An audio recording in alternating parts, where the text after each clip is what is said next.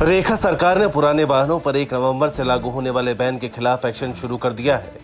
Ban के खिलाफ दिल्ली सरकार सुप्रीम कोर्ट पहुंच चुकी है, जहां एक रिव्यू पिटीशन दाखिल की गई, जिसमें 2018 में पारित उस आदेश पर दोबारा विचार करने की मांग की गई, जिसमें एनसीआर में 10 साल पुरानी डीजल और 15 साल पुरानी पेट्रोल गाड़ियों पर प्रतिबंध लगाया गया था। इस याचिका में 2 अहम बिंदुओं पर जोर डाला गया है। नंबर 1, एनसीआर में प्रदूषण से निपटने के लिए एक व्यापक नीति की जरूरत है। नंबर 2, वाहनों पर बैन उम्र की जगह उसकी फिटनेस के आधार पर होना चाहिए। दिल्ली सरकार का कहना है कि प्रदूषण उत्सर्जन नई या पुरानी गाड़ियों के आधार पर तय नहीं किया जा सकता। इसके लिए एक व्यापक नीति बनाई जानी चाहिए, जो वैज्ञानिक तरीकों के हिसाब से प्राइवेट गाड़ियों के प्रदूषण स्तरों के आधार पर फिटनेस तय करे, न कि सिर्फ उम्र के आधार पर गाड़ियों पर बैन लगाया जाए। दरअसल दिल्ली सरकार की इस रिव्यू पिटीशन का आधार वाहन के रखरखाव को माना जा रहा है। मान लीजिए, अगर कोई शख्स समय पर अपनी गाड़ी की सर्विस करवाता है, तय समय पर कार के पुराने पार्ट्स को बदला जाता है। ऐसे में पुरानी कार भी तय मानकों से ज्यादा प्रदूषण नहीं करेगी। लेकिन अगर किसी शख्स की कार नई है,